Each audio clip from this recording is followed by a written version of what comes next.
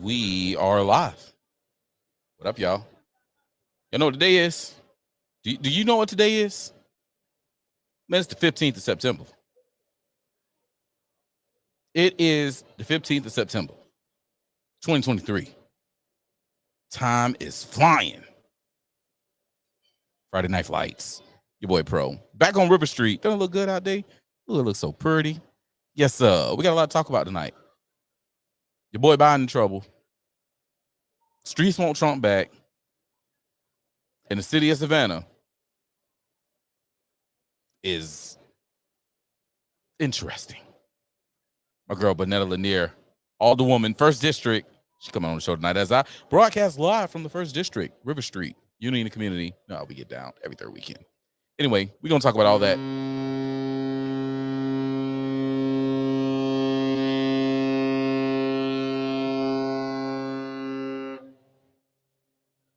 Why they be so rude? See, last month they were supposed to do it and I waited and they never did it. And then as soon as I get started, anyway, we'll be back. You know how Pro start off. Let's kick it.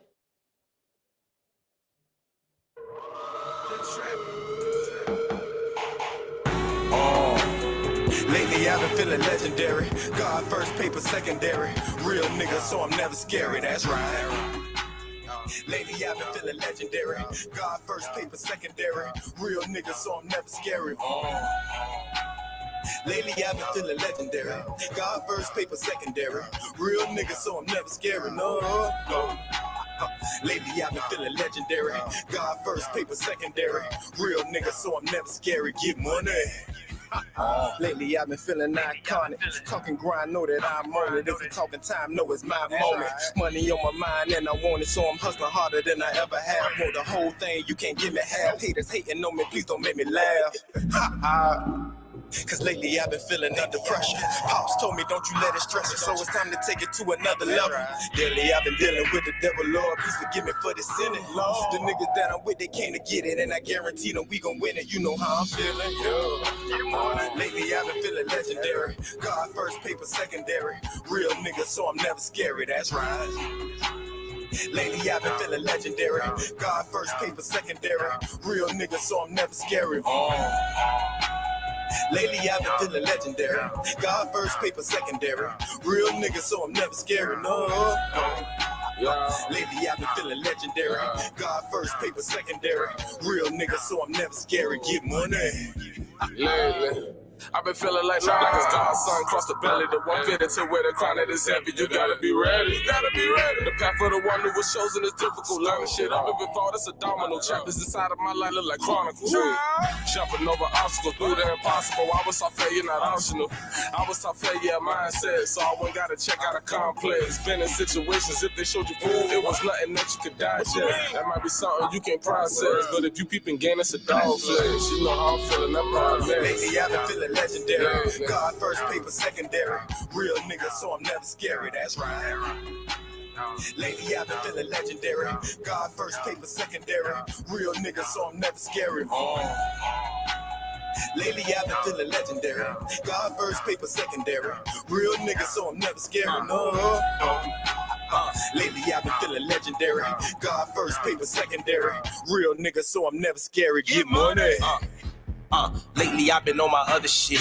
Local free, not free my brother, bitch. Dumb the shorty for another bitch. Fuck her, make her scream my government. Smoke a blunt in lieu of cuddling. Smoke escaping out the coloring. 50 piece to get it smuggled in. Sounds I only can't be smoking me. Head was fire, but that pussy me. Biggest ever, never felt the pressure. I don't see contestants, I'm the only in. Gatekeeper, I'm the only in. Like the holy major, I'm the only in. Feeling like hope for the highest, the holder, the mover, the shaker, the beginning and fin. Lately I've been feeling legendary. God first, paper secondary. Real nigga, so I'm never scary. That's right. Lately I've been feeling legendary. God first, paper secondary. Real nigga, so I'm never scary. Lately I've been feeling legendary. God first, paper secondary. Real nigga, so I'm never scary. No. Lately I've been feeling legendary. God first, paper secondary. Real nigga, so I'm never scary. Get money.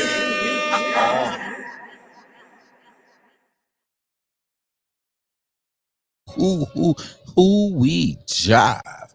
One time, man, shouts out to my dog, VP the Scholar, the homie YP the Don, and lil bruh Ethan Jeremiah. Man, let me get my camera back on this thing. What up, folk? It's Friday night. Friday night flights going hard in these streets like we always do, or better yet, hard in these skies like we always do, because it's, it's that time, because we got to go hard in these skies. We don't protect our skies, and I don't know what's up. Hold on. I got some visitors. I got some little homies, y'all. Hold on. What's up, y'all? Y'all all right? Y'all had a good haul? Yeah, I'm live. I just started, so there's nobody in here right now. Got a couple of little young entrepreneurs out here checking with me, man, out here on the Riverwalk. I see the Alderwoman. I see her back there in the cut. Yes, ma'am. That's what's up. All right, y'all, we're going to get to it. All right, so like I said, y'all, there's a lot of stuff going on right now with Biden. There's a lot of stuff going on in the cities. A lot of people who want 45 back. It's going to get real. We're going to hit on all that in a second. But we got local issues we got to tap on, all right? There's a lot of things happening in our city that I think that everyone needs to be aware of. Everyone needs to be tuned in, and everyone needs to be doing their best to handle their business. We got some fighters that's fighting for us, but we got to give them all the help that we can give them. They need us. They need we the people to step up and show out for our own voices. So I'm going to let one of the fighters, one of our great fighters who everybody loves her fight so much that she's basically already reelected because nobody's opposing her because she's that great at what she does. We're going to talk about all that. But first, we got to go ahead and get everybody set on this takeoff. Ladies and gentlemen, welcome aboard Friday Night Flights, with services covering everything you knew and a lot of stuff you might have missed. We're clear for takeoff and are expected to be in the air in a moment's time. Do me a favor. Please fasten your seatbelts at this time and secure all baggage underneath your seat or in the overhead compartments. We also ask that your seats and your table trays be in an upright position for takeoff. Make sure that all your personal electronic devices, including laptops and cell phones, are fully charged or attached to the charger. Smoking is allowed during the duration of this flight, and drinks are highly encouraged. Thank you for choosing Real Ninja Airlines. Enjoy your flight.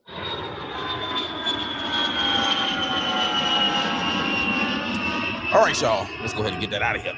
All right, so as I said, I had a special guest joining me tonight. She's in the back room, so I'm going to go ahead and bring her up. She is the phenomenal, the awesome, the unopposed, reelected as of November 7th, 8th, 9th, whatever day that the election is, the representative for District 1, Savannah, Georgia. That's the Greater West Savannah area. If you didn't know, the phenomenal, amazing Alderwoman Bonetta Lanier. What's up, love? Good evening. I love that intro. Come on, man. You earned it. You earned it. I love that taking off that flight thing because that's what time it is, you know? Oh, yes, ma'am. Yes, ma'am. It's takeoff. Oh, you talking about that intro? I thought, yes, listen. It took a lot to come up with that. It's amazing, but that's what it is. It's takeoff time. Absolutely. Yes, ma'am. So thank you for sharing your Friday nights with me and the people, to let them know what you've been doing, what has earned you the unopposed race in this here upcoming election for your second term, and what's been going on in the Golden Dome, and what you got in the plan for the rest of this year and the next 4 years. So I'm gonna go ahead and let my co-pilot tell us what's going on in the Golden Dome. Yes, sir. Well, thank you for the invitation on this Friday evening, this wonderful Friday evening on September the 15th. And, you know, there's a lot going on. I really just don't know where to start. But last night we had a council meeting. And as usual, there's always something controversial because there are two camps on council. You know, we have the majority camp and we have the minority camp. So then we have two basic thought patterns there. And it's always interesting. So as usual, last night was quite interesting. I don't know how many of your listeners actually watched the council meeting, but I encourage them to tune in on the city's Facebook page and follow along when they can. And when they are able to come down, because it's a different experience when they come into their house, the city hall, and sit in those chambers. So everyone owe that to themselves to come and find out for themselves and hear for themselves and make determinations based on what they hear. I do believe lots of time what I witness is that the majority council, they assume that people are just ignorant. They assume that the general public and that the citizenry is just dumb, and that whatever they say that comes out of their mouth, that people just buy into it and assume that and adopt that. Well, it was that way one time, but there was a concerted effort some years ago to basically wake the electorate up. I myself started in, I've been doing work, as you know, in the community, but in 2015, I actually ran against Van Johnson, who was then the alderman of the 1st District. Right. And he won that race, of course.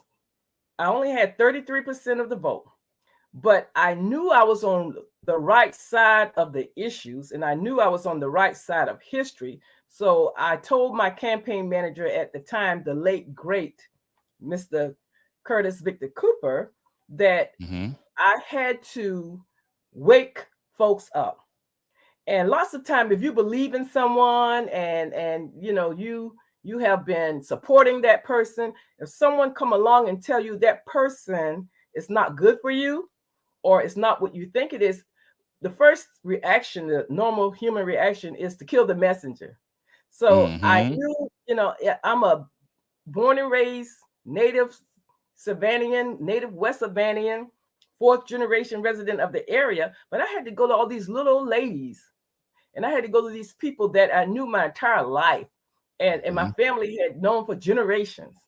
And I had to tell them that you're being hoodwinked, you're being misled, that what you are hearing isn't accurate or it isn't the best course for you.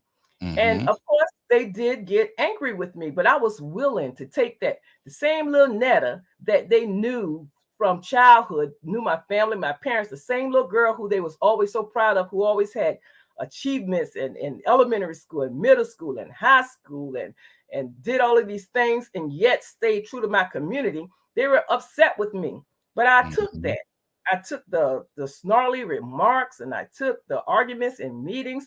I took all of that, but I did not quit. So what we did, we created a video, Victor and my team and myself. It was called Savannah's 1st District, first 1ST, Savannah's 1st District, The Truth Be Told.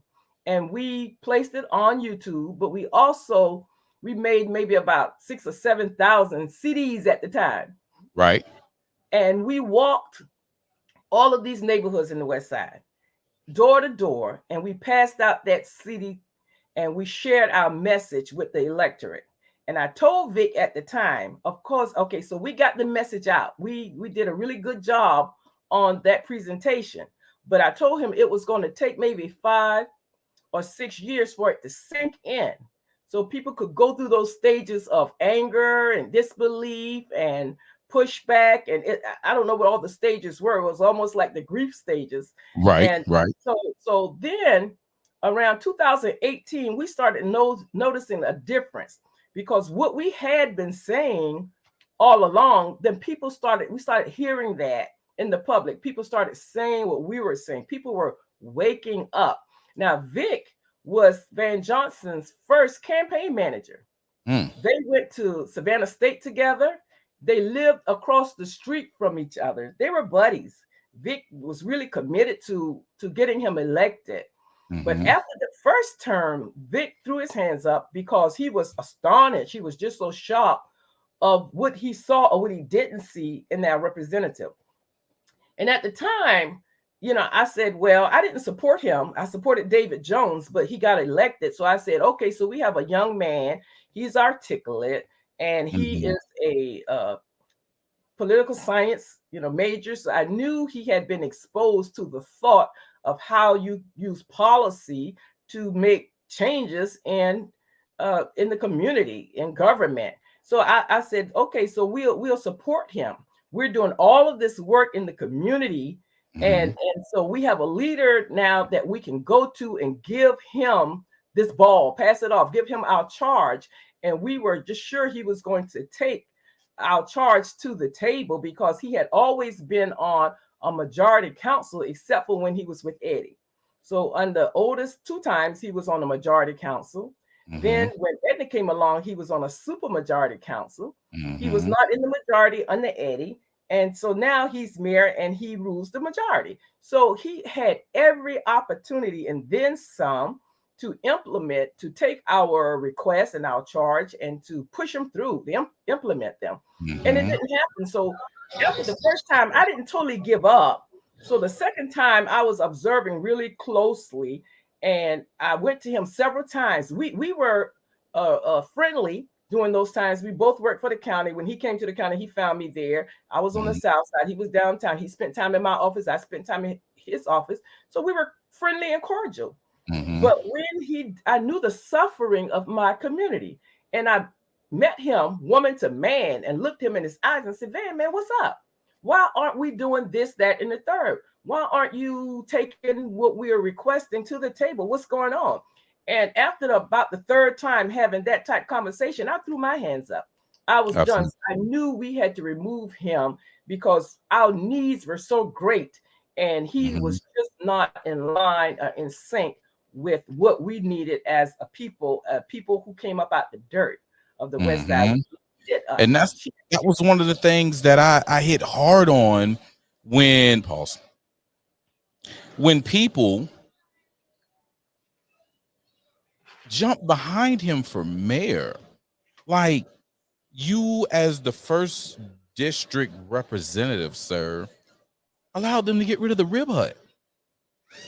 I felt some type of way when they got rid of the rib hut because I know what that establishment meant, and there were other things. You're from there, so you can name more, establishments that were interrupted when it came to the widening and it kind of reminded me, honestly, when we talk about how Black communities were destroyed in like the 50s and the 60s when they put highway systems straight through Black business districts. It was like, dang, they did this all over again with Bay Street. They wind and turned this road just enough to smack out these minority businesses and mess with these minority homes and then straighten it back up. And sir, you allowed this to happen. You didn't do anything to make sure they got a historic designation, but there's dry cleaners that's no longer functional. They got a historic designation, and now they're a building that's just sitting there hoping that someone comes and leases it out. That showed me right there, just from an outsider. Like, I have outside attachments to West Savannah, but just from an outsider of West Savannah, hold on, this is what y'all representative did? And y'all want to put him as mayor? I don't think that's the smart thing for you to do. Like, he's shown you how he feels about you, and you're just going to elevate him. And now you've elevated him, and look what he's done to your city. Not only is he's selling everybody out now. Everybody, oh, you ain't got enough money. I got some rich homies from New York or from California or wherever these rich Democratic donors come from to buy up this area, and there's nothing we can do about it at this moment, as long as they keep voting against him, because you have people like you, people like Alicia, people like Keisha, who they are straight dragging through the mud and making it seem like, angry Black women syndrome, when it's just, we care about our people, and you're selling our people up the road. You're not allowing us to get anything on the agenda. I need 5 votes to get it on the agenda, and it takes 5 votes to pass it. Like, that doesn't make sense. It should be the at-large, and if the district wants something and the at-large or the mayor agrees with the district and the people, then it should be brought to the agenda and brought to the whole of council, so council can then say, oh, this is what this district wants, this is feasible, okay, y'all, we're going to vote for it and go from there. It should take 2. You're right. I agree. And now I'll tell you this, Van Johnson is very good at what he does. He's been groomed for that. He is an excellent politician. He's just not a good public servant. And that's what he's missing. So Van is smart, and you have to understand our electorate, because here is Savannah, and you know a lot about our history.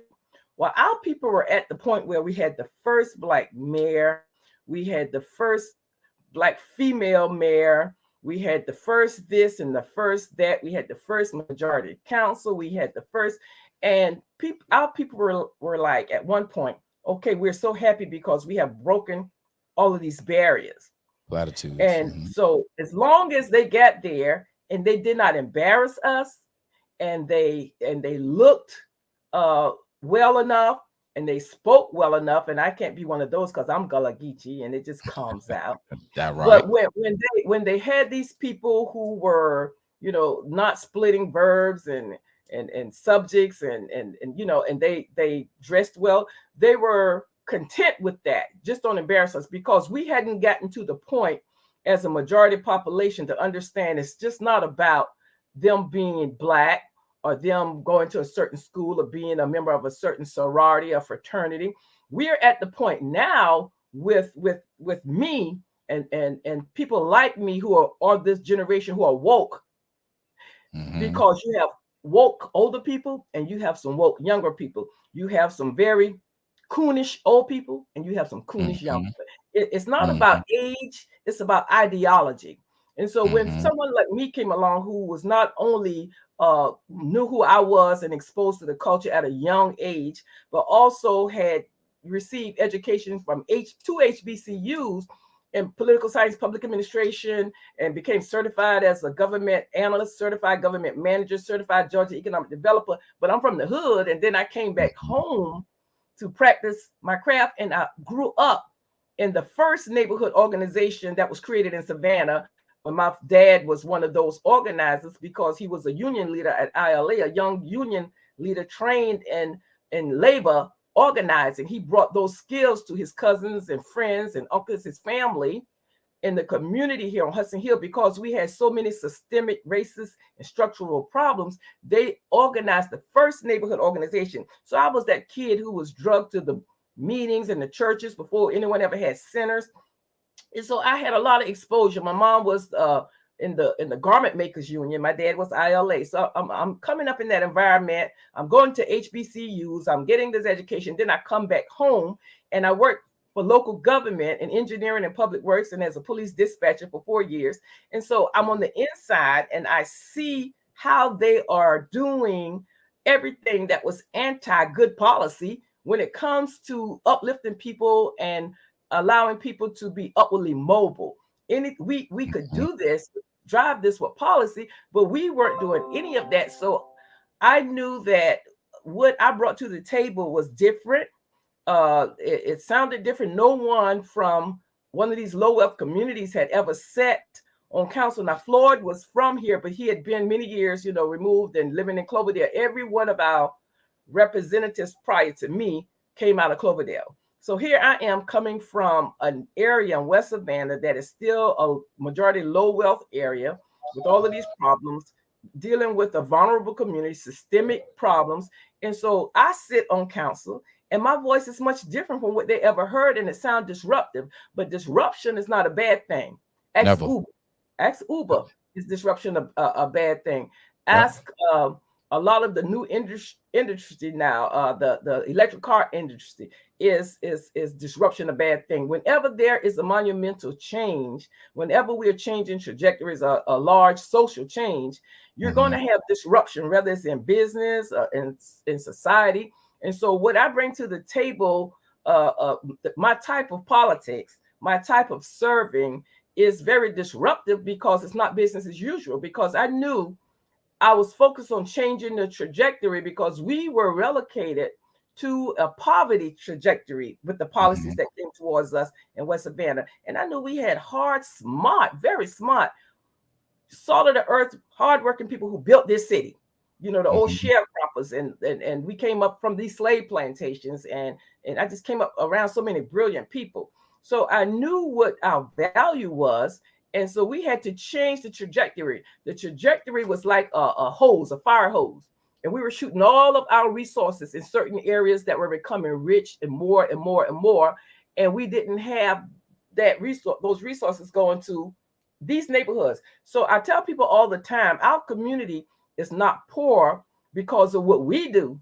Our communities are poor because what is done to us. So I Mm-hmm. knew using policy that I could change that trajectory and put some resources where the pain and the hurt and the problems were. And so I have received so much backlash. Van knew what I was bringing to the table. So once we got elected, one of the first things he did was change the rules of council that required the majority to even place something on the agenda. Two ways you can get something on the agenda: either a majority vote, which is 5 of the 9, or the mayor and the city manager have to agree. So either way, we screwed. Right. And the minority consists of Alderwoman Keisha Gibson Carter, Alderwoman Alicia Miller Blakely, and myself, because Alicia and I had been advocates in the community for years. We've known each other for years. We know what we were about. And I met Keisha on the campaign trail, but I saw her when she was going through her struggles, and I saw her on the news, and I said, Vic, look at little Keisha. Vic and I would sit around, Vic, look at little Keisha. Little Keisha telling them off. Little Keisha mad today. We would laugh, but we met her then, and we fell in love with her because of her passion and her intelligence and her heart. You know, she has a good heart, and she's really smart.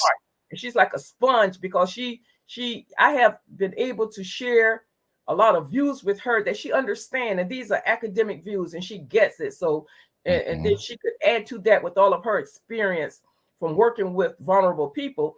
And so she's a great leader. And this is where we are now. We are the minority-owned council. The mayor controls the majority. And so, you know, whatever the mayor wants can happen, and does happen.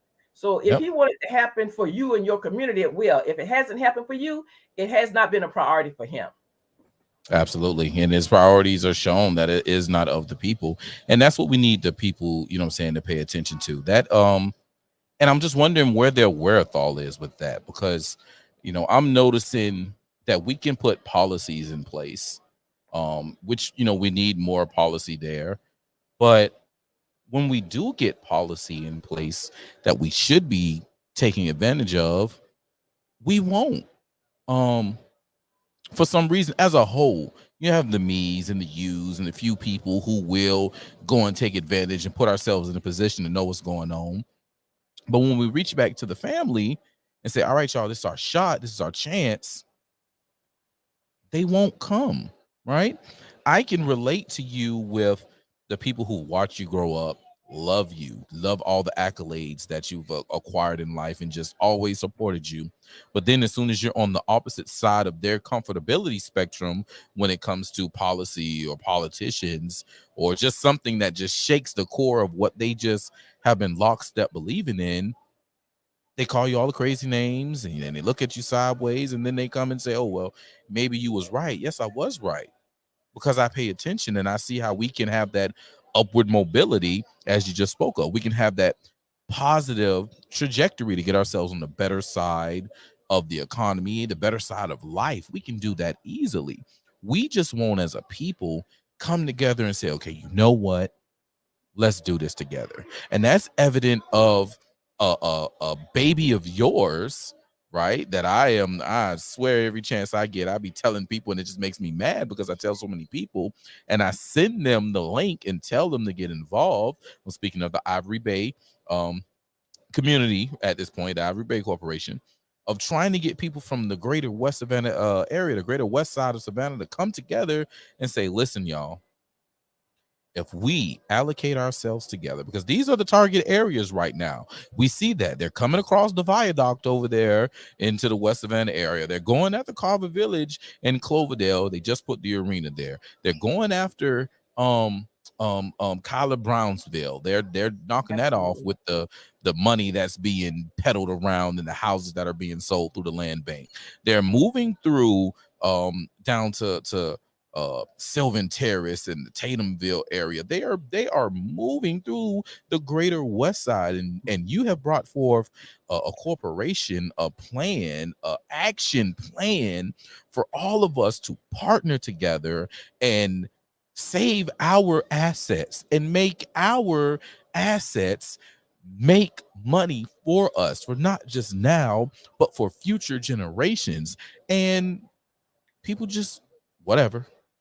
You know, people just don't get Yes. involved. They just look past it. And it hurts because you do so much fighting to get the policy, to bring the policy, to educate them on policy, and they will not get involved. They will not do what's necessary for them to be saved. And I ain't gonna lie, I kind of blame the church and religion personally, just me, because it set up this superhero, someone's going to come and swoop and save us syndrome, right? Everybody says take it to the altar in prayer, just drop it off to the altar and God's going to take care of it. And they look past the faith without works is dead part, right? They don't remember that they have to put in that work to make it happen. Even though they work every day to get the money to pay for their mortgages and stuff, they won't do the work to make their community better. So what would be our appeal if me and you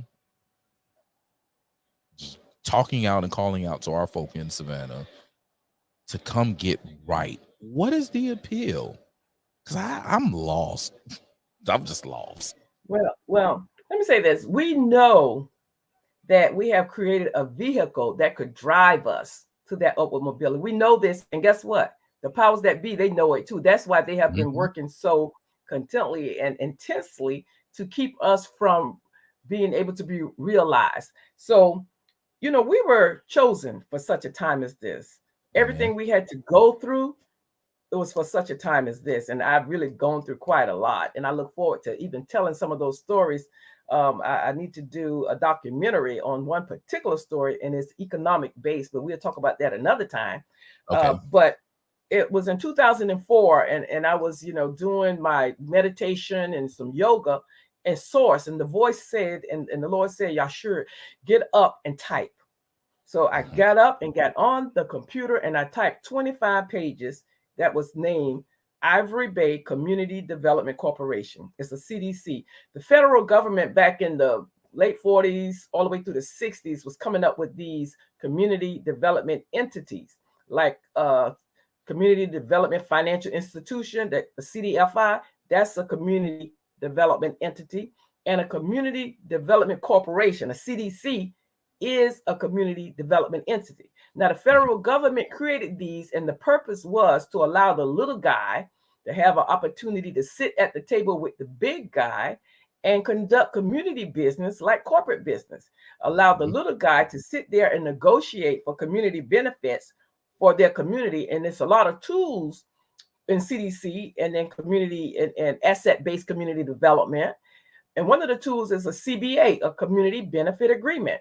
And that's a legal document. You could sit there and negotiate with a developer and come up with these documents. And the reason is elected officials and power players had come to neighborhoods and people for so many years and decades and promised this, that, and the third. We'll bring you an arena. We'll do this. We'll do that. But none of the promises ever materialized. When they redid Bay Street, we said in the charrette, we will get a new sign when it was over. When the street was done, we contacted DOT in the city and said, what about our new sign? And guess what they said? That wasn't in writing. We didn't have that in writing. And that happened. And you could ask any one of the leaders on Hudson Hill. But this is typical of how we had been treated. Promises, promises, promises. So the federal government created a vehicle that we could get into as a community development corporation and use a tool, a community benefit agreement, to construct a contract. It's a legal contract. So we're going to be litigious. And when they promise us something and it doesn't happen, then we will take them to court. So that's where we are right there. So there are three arms in Ivory Bay. Our community development corporation is called Ivory Bay. Ivory Bay CDC, Ivory Bay Community Development Corporation. We know our history. We're from the Ivory Coast of Africa. And so one of our bylines is from the Ivory Coast to the Ivory Bay. Great feet keep the beat until the work is complete. Because when they came up that river, we're not out on the coast, but they came up that river and deposited us here on this bay. We came from Charleston and other places on this bay. So Ivory Bay. So the Ivory Bay corridor extends from the Savannah River all the way to Durant Avenue. Because if you look at the map, I think it was, we count one time, maybe about 20 some at one point, Black neighborhoods in a line, a straight line from Durin to the river. In Hudson Hill, where I live, is that the most northern community. But we all suffer the same concerns environmentally. We all suffer the same abuse and misuse and disparity. We all are vulnerable. And so we have to create an alliance. And that's what Ivory Bay is. It's an alliance of all these neighborhoods. You know, at this point, Savannah is notorious because after Hudson Hill, Woodville, and West Savannah organized, now neighborhood organizations rampant. No one knows the origin, but it's right here on Hudson Hill. And so we in this corridor wanted to create an alliance first here so we could work together and speak in a collective voice. But then Ivory Bay has two essential arms. One arm is the NAC, the Neighborhood Advisory Council, because that's where our charge come from, an alliance, a council of leaders through the neighborhoods, and that's who give us our charge. We're the working partner. You know, we're the facilitator. The other arm should be the Business Alliance, the Business Council, and we're working on that now because who operate in these communities, and they create their wealth in these communities, they should be giving back to us and our community chest. So the people who are in the leadership group, the NAC, could decide how that money needs to be spent, and Ivory Bay will do the business. The young people there, the young leaders, they're brilliant, do the business of rolling out the programs to uplift our people. It's a fantastic, genius idea, but we've never been funded. My husband and I have been the funders through the years, and then we've had Dr. Grimm has come, and bless her heart, and she's following my lead, and I don't want her to, but we're working now because we did get the AIA, the American Institute of Architects, came last year, and they toured the area. And the first day we took a trolley through all the neighborhoods, and we had, I think maybe 9 or 11 engineers and community designers, and they came from all over the United States. And we took that trolley and rode through the neighborhoods. And before we finished, they said this: "Oh, we see what you all's problem is." We just said what, which we already know: systemic and structural racism. That's what they said. But one of their major recommendations was for us to create an alliance. And we already had that. However, back in 2014, when I was on the arena committee, I made sure that we placed in the Canal District plan that when the time came for us to negotiate benefits or receive community benefits from that investment, the Canal District and the arena, that those benefits will be negotiated by a NAC, a Neighborhood Advisory Council. It's in the plan. So we created the West Side Neighborhoods Advisory Council, which is leaders and active members from out all of these 10 neighborhoods, from Ogeechee Road back here to Hudson Hill. Well, the city manager on the past Tuesday said at the MPC meeting, when he was asked, had SCAD spoken to the NAC, the Neighborhood Advisory Council, he said, well, as called for in the plan, he said that plan hadn't been officiated or something to that. But we put out so many contracts. We got these white young ladies who do these environmental things and these historic things walking through our neighborhoods. They got contracts, they're getting paid, they're laying out this reserve park. They're doing everything according to the plan. But he said the NAC's involvement when it came to that the plan wasn't instituted yet or hadn't been passed. So this is what we've been putting up with all of these years. But we are right now have enough people, and we are working because there's a lot of money out there now for organizations just like us. So we're going to get there. We're 19 years old this year. Next year we'll be 20 years, and we're not giving up. And my last breath, we're not going to quit. Absolutely. Nah, we ain't gonna quit. We ain't gonna do nothing but get bigger and better and higher. And all my people in the city, like watching, like, we need you involved. Like, help us we need to put pressure. There is no reason that the city manager should be saying things like that when we have proof that we are moving forward as this plan that we agreed upon is set out. And now you're telling me, oh, well, that plan wasn't approved of. Well, how are we moving forward with the rest of this stuff? Well, he has drank the Kool-Aid. He has assumed the position. When we were interviewing candidates, we went through a stack of applications and resumes, and his was placed in the do not interview stack. But I had already, read through all of them, and I knew that his background should make him a really good city manager. He had worked for the Obama administration. He had worked for the That was your mayor of problem. DC. And That with the was both struggles of they those are your had. problem. Both of those were your Well, problem. I I'm hear you. just gonna But he keep had it worked with the real. mayor of DC, and he understood their struggle, and he assumed their fight. And he also had an undergraduate in political science and a master's in public administration. I said, this is the guy. This guy will understand the language. He'll understand the jargon. He'll understand, our efforts. He came in and he really did. I explained to him what was going on with us. The same thing I'm telling you. I've been saying the same thing for years and years. I told him all of this, and he got us. But can you imagine a young man? He just turned 40 years old. He's down in City Hall every day. They're comparing tennis shoes, who got on the baddest tennis shoes, and twisting their feet around and looking at each other's shoes. He's living downtown. He's with that element all day long. That's difficult to shake and to stay focused to do the thing that the people call for. And so, unfortunately, he's chosen the wrong team. So, I mean, what can I say? It But was I meant like for him. him. He's smart. And I gave him a year and a half. I was meeting with him probably twice a month, taking all of my issues. I go in there with these big reports, everything written up, assessments from the community and their leadership group. I had everything in tech, and I can go in there and lay it down, why we need this, why we need traffic calming, why we need street paving, why we need better frequency, a more frequent pickup of trash, more frequency on ditch cleaning, everything that my people needed. I was taking it to the table and got nothing. I got one time I got an extra trash pickup, a couple of weeks, but nothing was put in place systemically, because our problems have been systemic that last. So the next year came and I was doing the same thing again. People can't get their ditches cut. And then there are people in these old communities. We have a different kind of problems. These weren't planned communities. We evolved from plantations. So when the people were here prior to the zoning and prior to those grids being sages and prior to all of that. So now they're telling little old ladies who ditches have been being cleaned by the city for 40 years that they won't be cleaning the ditches anymore because the ditches are on private property. Well, those old ladies didn't dig those ditches. The city dug those ditches back in the 50s and 60s, but they refused to clean them, but they have cleaned them all of these many years. And so we have those type problems. They're telling people, oh, your backyard, you've been on that property 84 years, but your backyard is actually on city property, so we'll sell that back to you.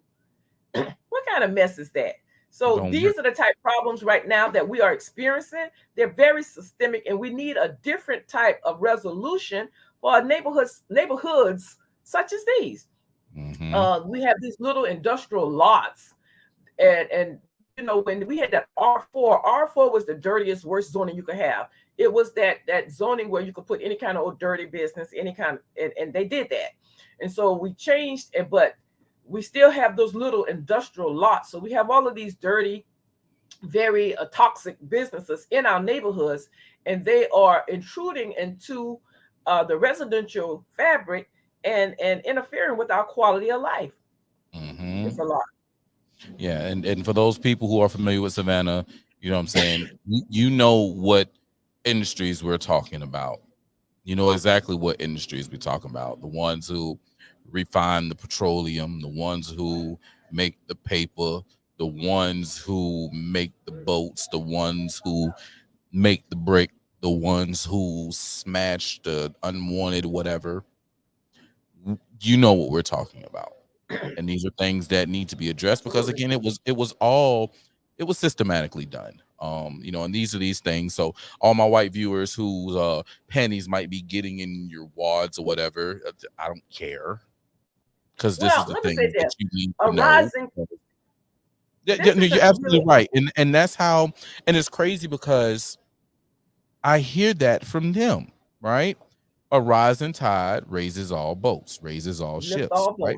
But we need to also address how there were tide walls put up in certain places and dams built in certain places where that tide might have rose, but it didn't go downstream. There was no downstream anymore, right? Those people were cut off from the water.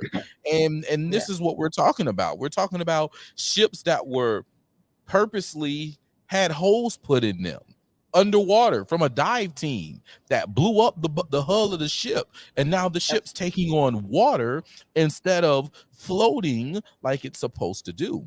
And these are things that were done. These were, particular policies, as you speak on, that was put into place to keep, I'm saying, certain areas and certain communities from getting particular funds or money or anything that needs to be done. There was certain ways that they were zoned out of places so that they couldn't conduct the business that they have been conducting or knew how to conduct. These things were done, and it was systematically. But what we have to address is it may not have been you. It may not have been you. And we're not putting blame solely on you about it being done. But the blame comes to you when we address this issue, and instead of you listening to what we are saying about what's happening to us, it's oh, you're just crying, or you're just calling yourself a victim. No, we're not calling ourselves victims. We're addressing the crimes that are being perpetrated onto us, which is in turn making us a victim. And all we're doing is saying, hey, this is happening, and we want it to stop. Right? Then you have let me share this. It's not about race as much as it is about economics. And what the problem is, the rich use a lot of social structures to segregate people and to separate people. Zoning was created to segregate neighborhoods, to make people confined to certain areas, like with redlining. So Hudson Hill once was probably about 40% white, but during school integration, we had white flight, and they all left and went out 17, Pula, Bloomingdale, these places, and everywhere else. But they play one set against the other set. So when we rise, the whole city rise. But in this environment, the people at the lower echelons of the economic ladder are African Americans because of our history, slavery. We know the whole thing. So therefore, when we fight for low wealth people, they happen to be Black and look like us because we are the heirs of those enslaved people. We are the heirs of those sharecroppers. We are the heirs. And here we are still on this land. Our people were industrious enough to not only meet the obligations of being sharecroppers out here on the west side, but to have enough, because they always have gigs. That was the gig society for real. But they always was able to save enough and to be able to purchase these lands where we still live today. I'm living in the home that my dad built in 1968, but he tore down his mom's house to build this house right here. But he was born on this neighborhood in 1922, and she was here, and my granduncle was here. Saul C. Johnson was my great granduncle, my dad's granduncle. So we, know a lot of our history. Mr. Sin Stacks from up in Woodville, and we just had some wonderful people. I tell people all the time, we raise wonderful, resilient, strong, intelligent children. Absolutely. They're just in other places. We raise great children, but they're in other places doing great things because there was nothing to offer them here, so they left. But I wanted to tell you, you asked me about the policies and what I did this term. And because I did not have the political will or have the majority supporting, one of the first things I brought to the table, I was fighting this fight before I got elected about ADUs. We were talking about we need density. We didn't qualify for a grocery store, and I'm not the big fan of the grocery store. I believe in markets. But we didn't qualify because we did not have enough density, and we didn't have the numbers. But we were creating laws to keep us from having the ADUs and the size of the lot and the usable size. Everything, all of the policy was keeping us from having the intensity, the density that we needed. I remember it was so populated out here one time. You look left, you look right, people. Like when you go to Africa, it's like that. But it's not like that anymore. We probably lost maybe 2/3 of our population from out here from the time that I was a kid. But I believe in policies like placemaking, creating places. And so we have to institute laws like we did get the impact fees. So therefore, the new growth could pay for itself, and we won't have to raise taxes for the people in the more developed areas. So there'll be a fee on the new growth, so they could get their amenities that they need, their precinct and their fire department, their library, their parks, and it pays for itself. So that's a good policy. I was really pushing inclusionary zoning. It's also called inclusionary housing. We know we have a shortage of housing. We know a lot of our housing stock in this corridor is old and has outlived its useful life. So therefore, we need inclusionary housing, because when they're building all of these big complexes and developments like on Montgomery Street and everywhere else all around, a percentage of that should be affordable. We're talking about mixed income and mixed use, but we don't want all of the rich in one place, all of the poor in one place, because we know that model didn't work with the housing project. That model was not a good model for social reasons. So therefore, when we build these big developments, a certain number need to be relegated for affordability. And so that's inclusionary zoning. And then when it comes to, I needed to do something to protect the people who are already here, the owners and the renters. For the owners, for 2 years, I've had them include gentrification exemption, and which frees or help us with a tax burden at a certain, keep it at a certain level. Whenever there's a large public investment like the arena or the canal district that's going to impact a whole area, that's an opportunity zone. It was designed to bring in wealth, because public money draws private money. However, unless we had certain policies in place, that same investment could be to our detriment, because it would create a situation where we are forcefully displaced, which is gentrification, forced displacement. So we needed to put something in place to, and we had it placed on the legislative agenda, but they placed it there as a talking point, not really as an action item. But I've been talking to some of the state legislators, and they have been carrying this to their meetings, and I think we're on the same page there. The other one for renters is rent management. If you're a landlord, you deserve to make monies on your properties, but you should not be able to gouge folks by going from $800 a month to $1,800 a month or $2,000 a month with one swipe of a pen. You should use a formula to justify that increase. You know, I invested this on the roof, I did a floor, I did this. Now I can add on X amount of percent and do something reasonable. But we're not seeing that. I know that's nothing we could do locally, but we get everything else we want with our delegation done. So we need to make this a priority. The other thing is, you have all of these people with these vouchers, and you cannot find a landlord who want to take the vouchers. We need to increase the vouchers, number one. And we need to, I was doing some research, and I think I found a law in Colorado where you cannot discriminate against a person because of their income source, and your voucher is a source of income, and you shouldn't be able to be discriminated against, and they should take that voucher. And there's some other things we can do that we haven't had the political will to do. So I needed to protect our people. And then I call all these policies equity policies.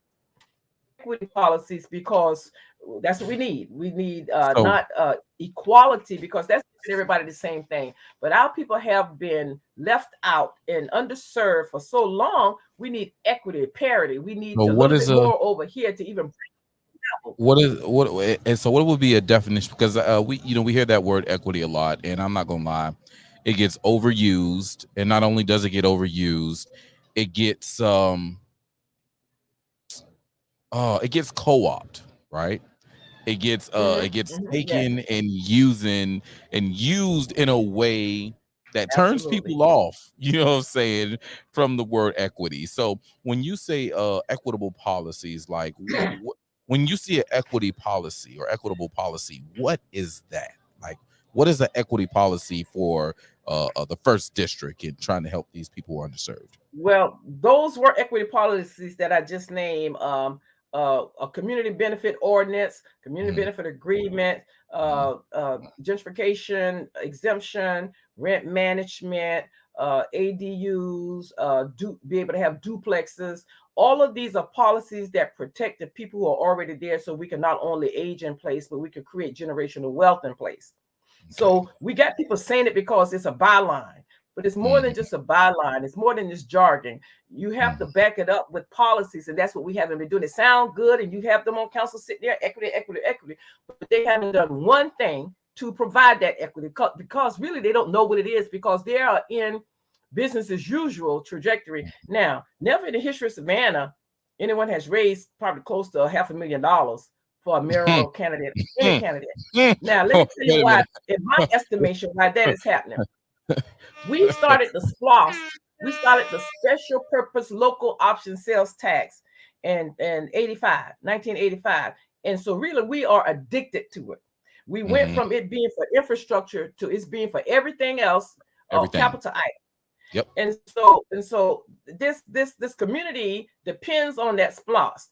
The next council get an opportunity to officiate over a SPLOST, to decide which projects, where it go, how we're going to do it. And that is so important to the powers that be that they're willing to spend lots of money. The interesting thing is the same backers that backed Eddie DeLoach, who was considered a Republican, are the same backers who are backing Van Johnson. But Van plays Eddie's role better than Eddie because his face looked like mine and he could get in those spaces and we can't holler racism, but he's doing the Eddie thing better than Eddie. I voted for Eddie. I would say it deeper than that. So first of all, there's a uniparty. Like I know a lot of people like to throw out Republicans and there's a uniparty, right? And then you have the willful idiots of the separation of the two parties that go through and do the work or the bidding of the people who are in power, right? So when it comes to, and I tell people all the time, like, why do you have so much vitriol for the Democrat Party? Well, there's a few things, but I will say for the modern Democrat Party, these people every 4 years use the pain of my folk and the emotion of my folk to get put back in office or get put into office and do not address the pain as a collective of what put them in office. So hold on, y'all. What's up? Yeah. Not tonight.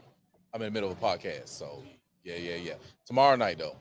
Yeah. I'll be here tomorrow night. All right, God. So these people get elected on this pain.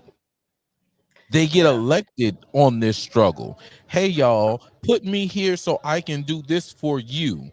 And then don't go in there and do it for the people. Hey, y'all, I tried, but give me another 4 years and I'll take care of the bidding. And what it is you mentioned the word earlier, they're politicians. You have honorable statesmen, right, who go in and handle the business of the people, and honorable stateswomen, right, who go in and handle the business of the people. And then you have these politicians who are aligned with uniparty and money, and they just go in there and they take care of their pockets and they take care of their donors, right? And that's what we have with the Van Johnson situation, is that he's a member of the uniparty. Right? You see these quote unquote Republicans, we call them rhinos. They're Republican in name only. They are members of the uniparty. And I'm saying that as the sitting third vice chairman of the Chatham County Republican Party. All right. There are people who are aligning with this guy who does not line up with a lot of us currently handling power positions in the party. All right. They're uniparty people. They don't care about, you know what I'm saying, the taxes that are going up because they can afford the taxes that are going up. They don't care about the houses that are taken care of because they're making the money on the back end when they can take care of their house and they can come and buy up our houses in our community. So I just want to say that for the people who see that, because these people aren't real Republicans, right? These people aren't real. I don't know if they're real Democrats or not because I'm not affiliated, but you can see the movement of the uniparty situation where they take advantage of our emotion and try and move forward. The Republicans, the local level Republicans, the real, they done woke up. And it's not business as usual over there in that party. And they're speaking up with the big money people who are doing things like backing a Van Johnson. The way that, you know, the media puts out Republican versus Democrat, you think you would never ever see a Republican giving money to a Democrat at the amounts that they're giving to Van Johnson. $500,000 for a liberal mayor. All the Republicans in the city was mad because this fool put out a mask mandate and shut down the economy. Pissed off. You think they really want to give this man money? No, they're not. It's the money people who, if we pay attention, made big money during the shutdown that are putting money into him. Hold on, y'all. We got a show right now. This is a beautiful Jeep. I should have been able to turn the car around. It's an old black man, too, in the G-Wagon. Thumping. Go ahead. Let me say this, Mr. Protocol. I think, in my estimation, and you know how we grew up, you know, we were generational. I guess at some point they went from the Republican to the Democratic Party, the party of Lincoln to the Democratic Party. But right now, I think it's basically a two-party system, and it's two sides of the same coin. And black people have been under valued in the Democratic Party, but it did benefit the African American community to vote in a block for many generations. To vote, that was a block of vote, and it benefited us somewhat. But the direction where it was taking us was, to me, just like the local political scene and local policy, it was substantiating and maintaining poverty. It was just keeping you on that poverty wheel. It was just you know, and no more, because I am about creating wealth in low wealth communities by using asset-based economic development and asset-based community development.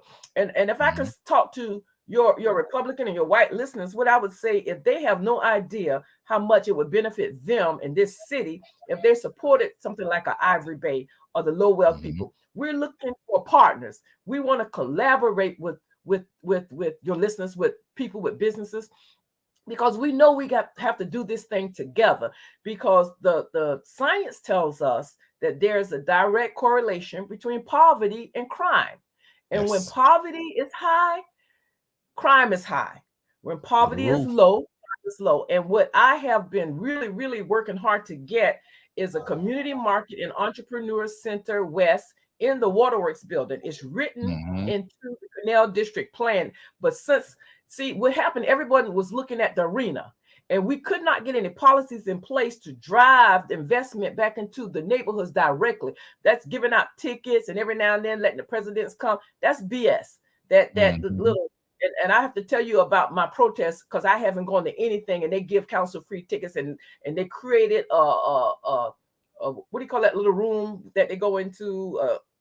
The arena, the suite. A suite. It was a closet space. They took the closet space and created a suite for the city, and now they be in there whooping it up like they, you know. But I don't go. I haven't. It's a protest. I don't want the tickets because my people aren't getting anything. What I look like up in there? Well, anyway, we could not get those resources to go back into the community, and we couldn't get the policies to drive it.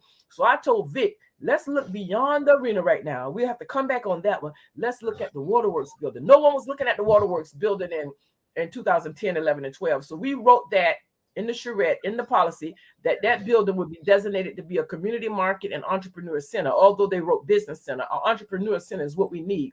We can push and channel so many young people through the program spaces that would be at a discount, but then we would have some market spaces so other young people, other people from the community could take part in there. We'll have so much traffic and activity going through there. Then we'll have classes, hopefully upstairs in the mezzanine. This is the model.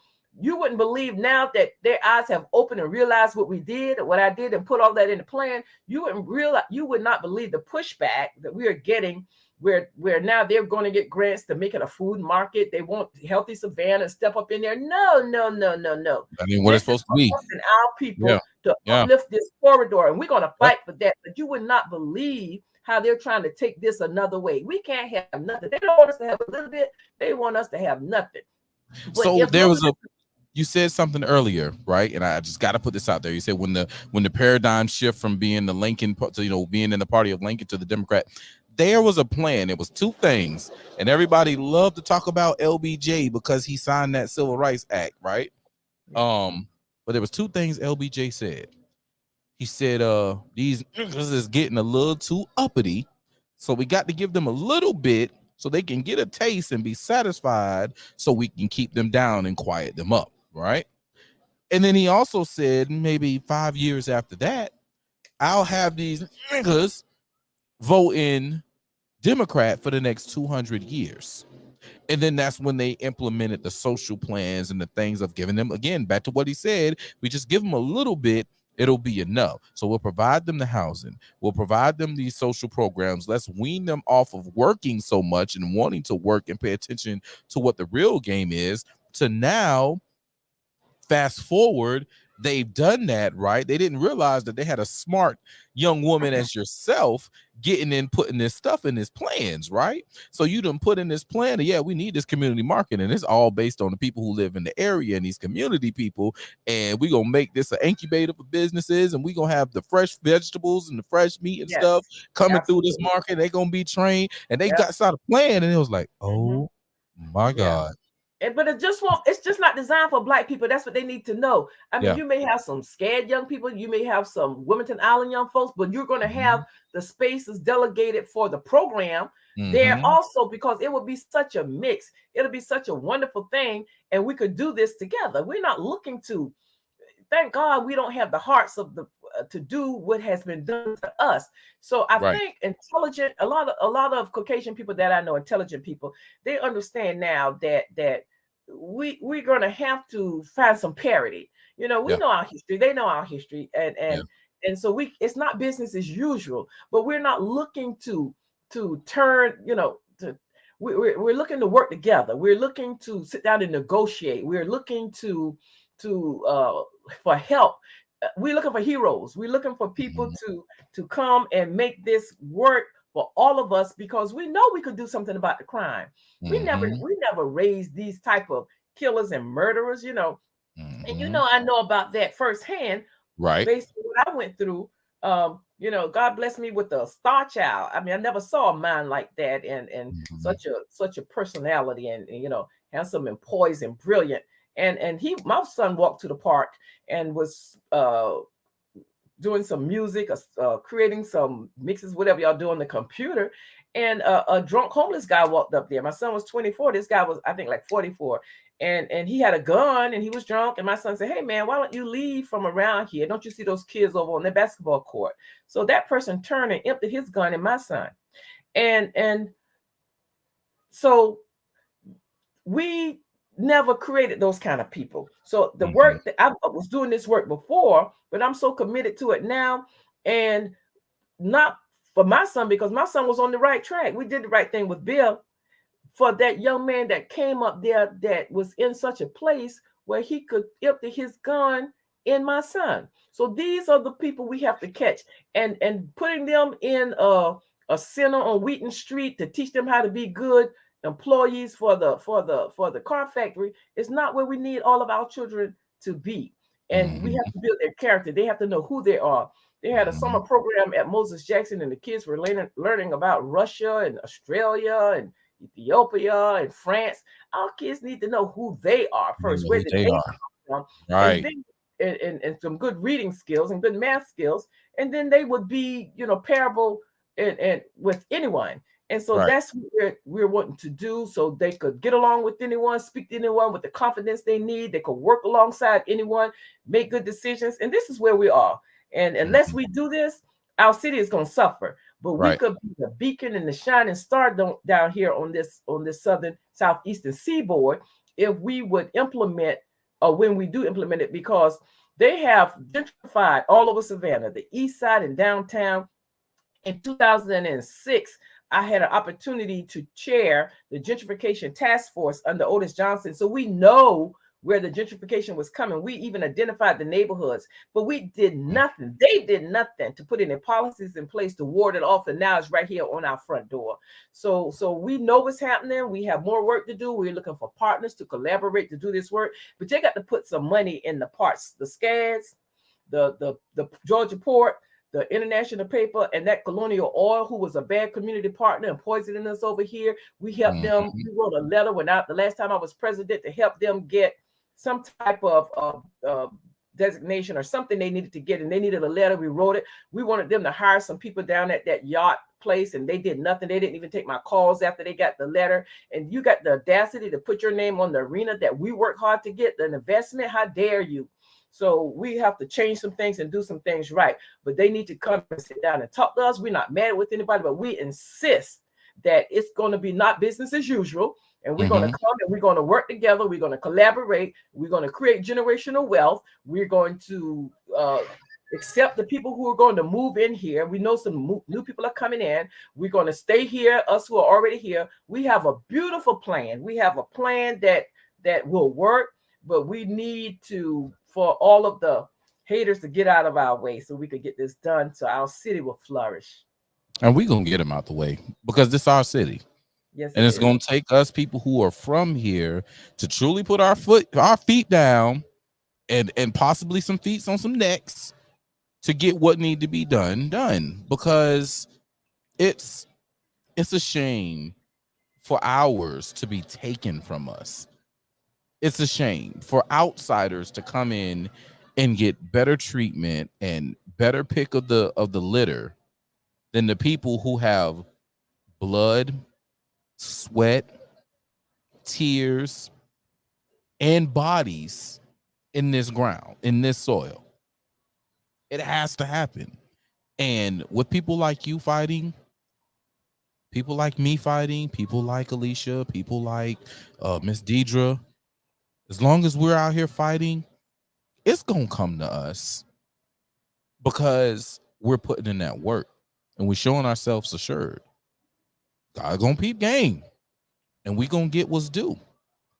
But we need the rest of the flock to come on with us.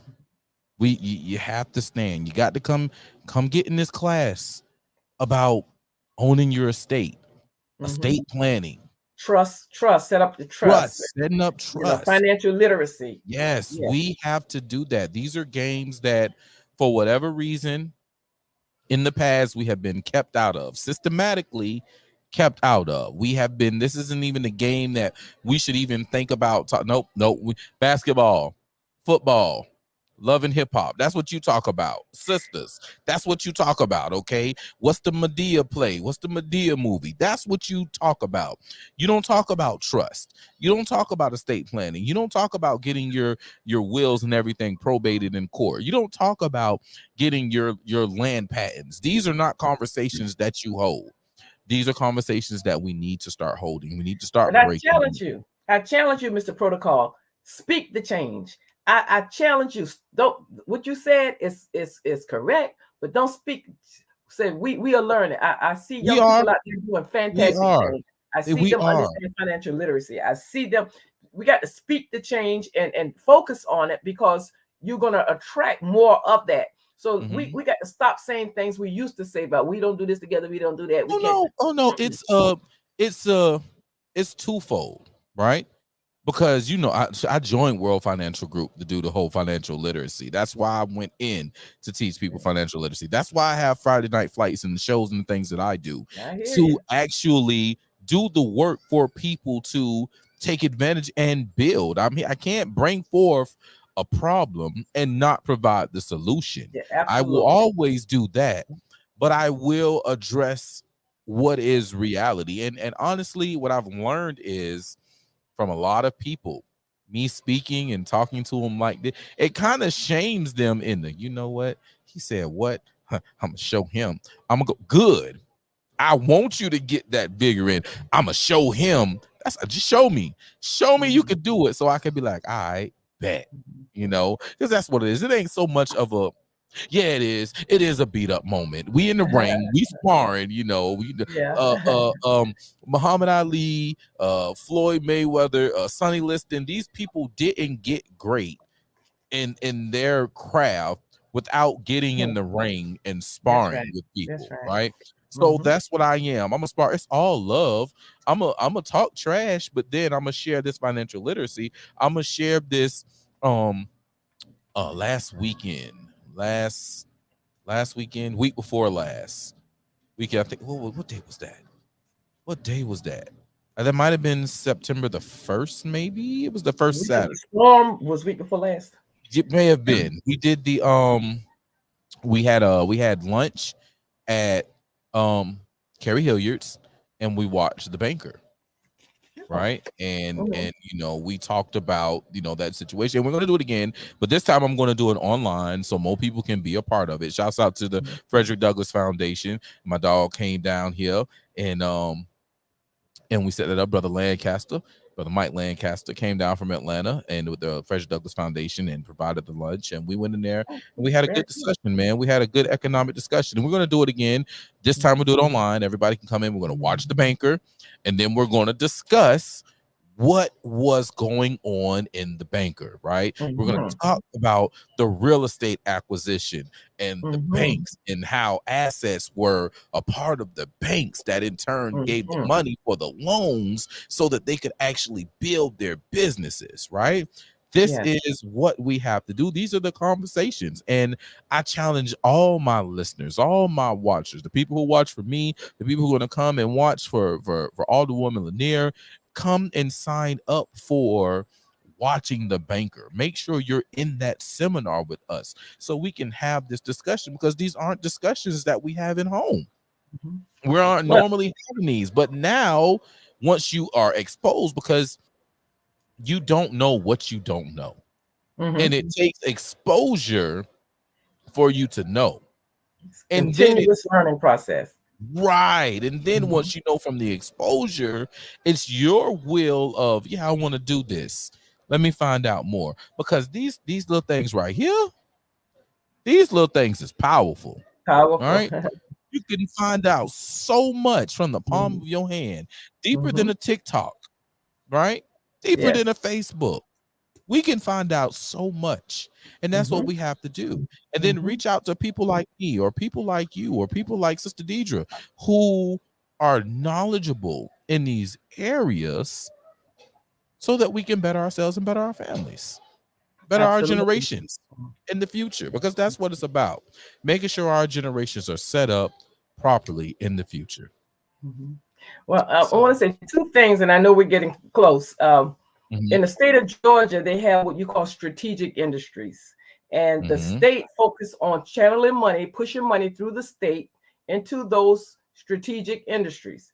And of course, in this area is logistics and avionics, and you got the Gulf Stream. It's the car factories now. It's the manufacturing. It's all these tourism and film. So it's certain strategic industries. Now, what people what's up, cuz?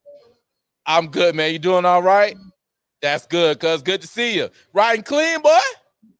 One time, man, that's my brother. That's my cousin, man. Bishop Thomas J. Seals just rolled through, man. That cuz right there. That's second cuz right there. For those who didn't know, that's my big cousin, for real. But let me say this: what folks have not been looking at, people don't know how to partner. That takeover spirit has to go. They don't know how to partner, but we welcome partners, but you have to come correct.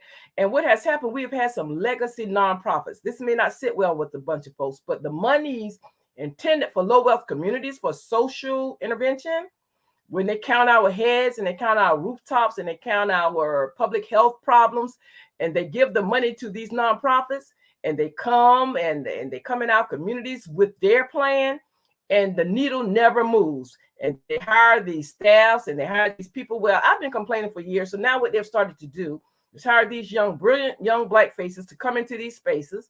But the routine and the strategies for them are the same. That money should be coming to our nonprofits, black nonprofits again, or they're kept out of the loop.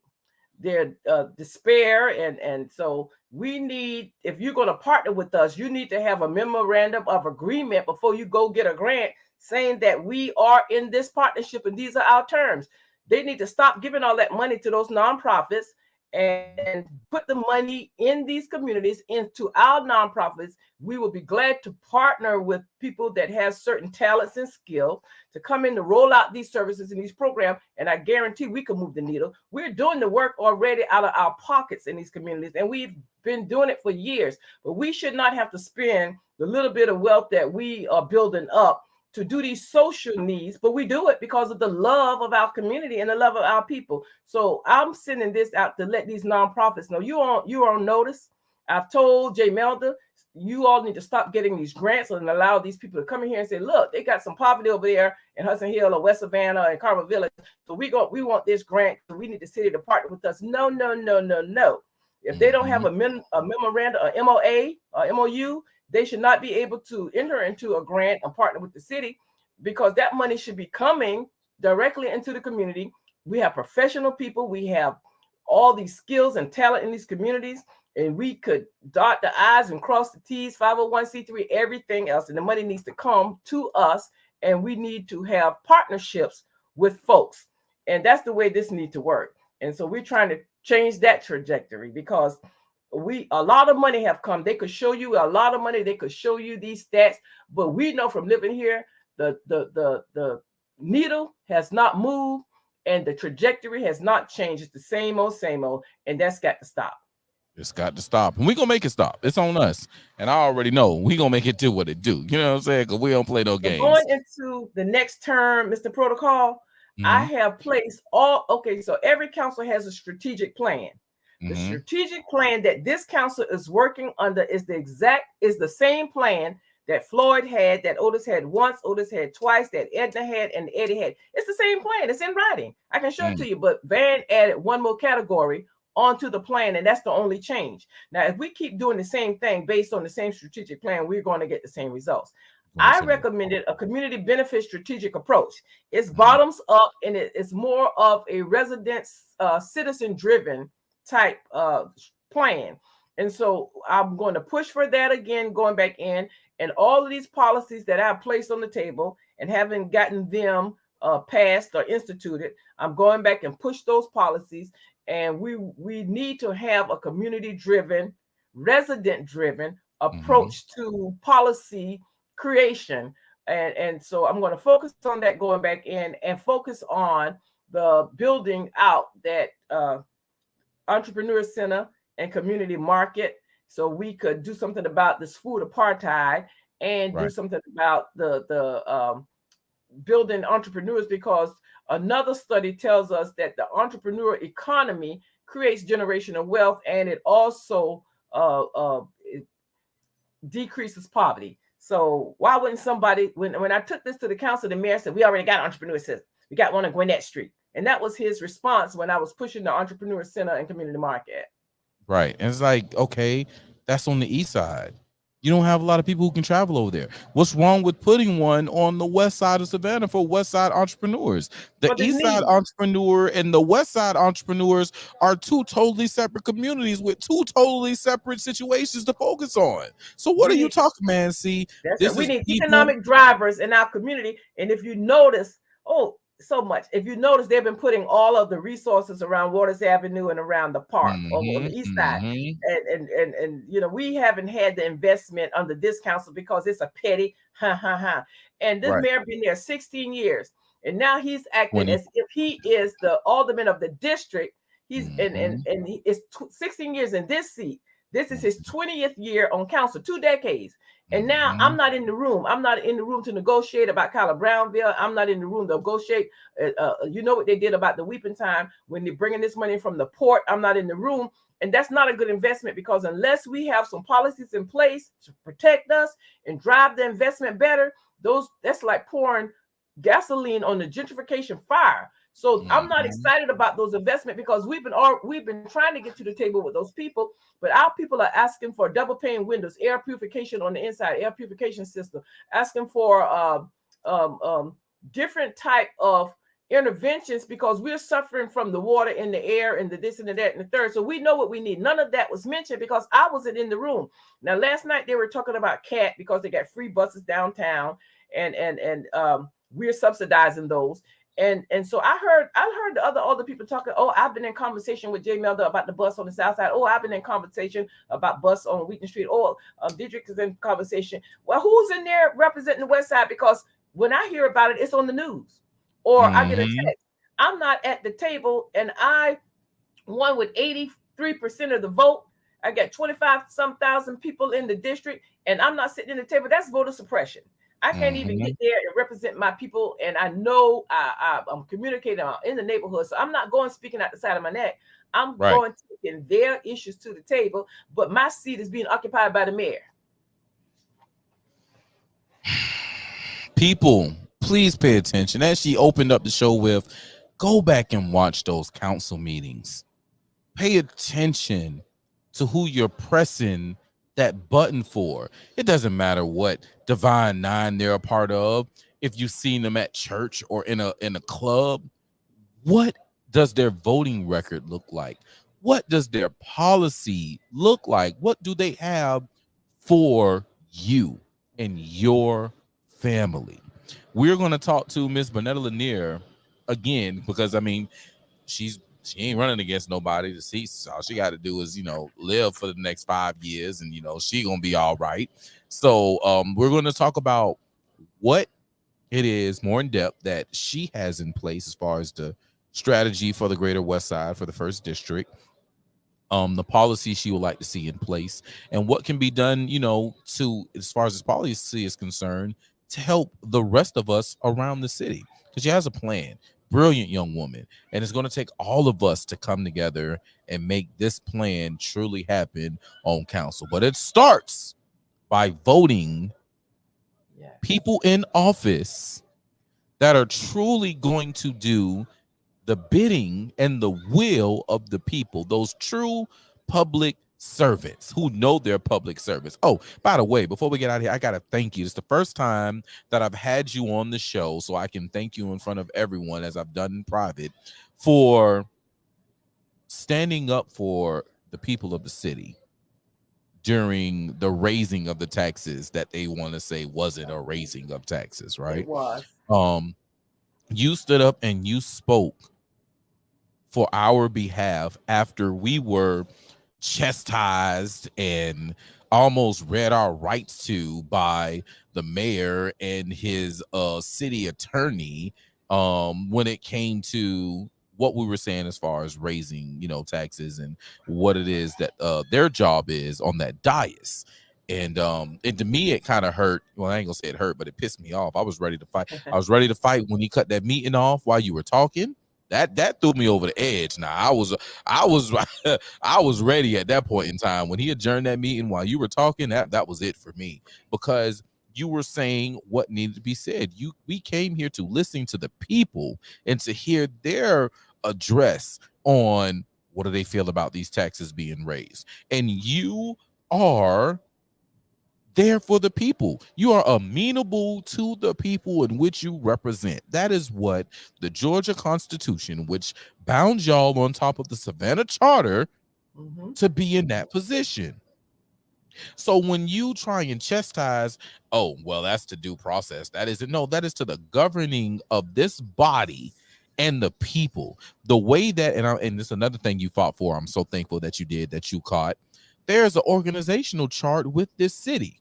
And the residents, the citizens, not the residents, because they changed the word, and you pointed that out, how they changed the citizens from citizens to residents. No, the citizens of this city sit on top of that organizational chart, and then it's the mayor and alderman, and then it's the city manager and the assistant city manager, and so forth and so on. So you know better than anyone that the people run this city and this government. Well, under Hernandez, the top box in the organizational chart said citizens. He removed that and put public. And so that's a huge difference. Public, huge difference. Your corporations, your institutions, and your developers, and they took that, and that's the focus for those years since him.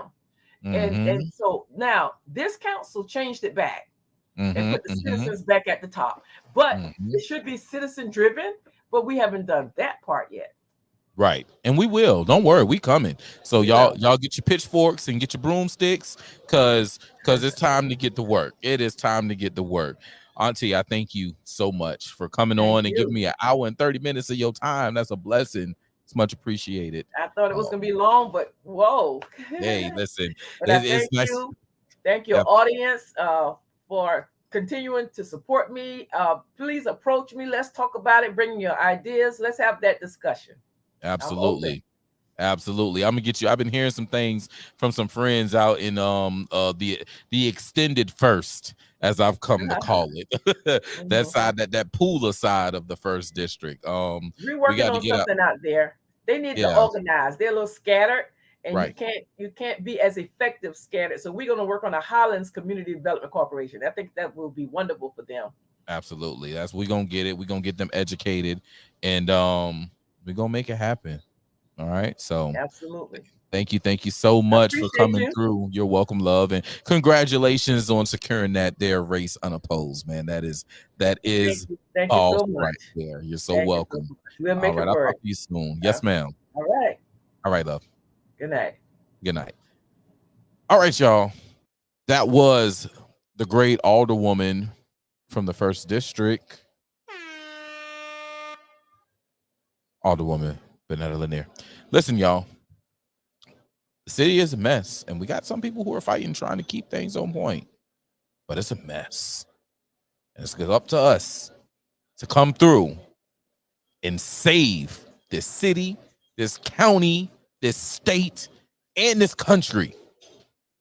Because if we don't come together to save it, man, fuck. It's over. Speaking of it's over, we got some more things, man. I'm going to try and run through this real quick before 10 o'clock. Man, we had some things pop off. I don't even know where to start.